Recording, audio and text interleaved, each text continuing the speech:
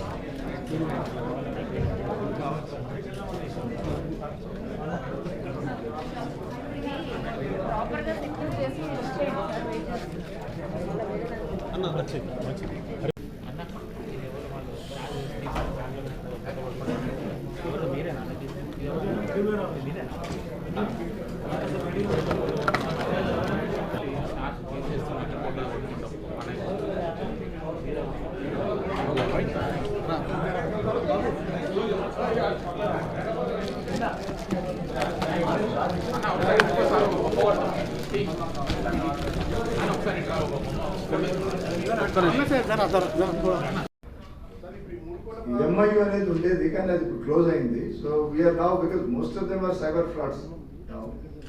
So మనం కింద వస్తుంది. Everything is now being done on some cyber platform. So that మీరు అన్న యూనిట్ అది ఇదివరకు ఉండేది. See, these are to be the accused statement.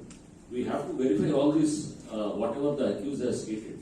దీన్ని క్రాస్ చెక్ చేసుకోవాలి. అతను చెప్పిన దాన్ని బ్లైండ్ గా మనం తీసుకోవడానికి లేదు.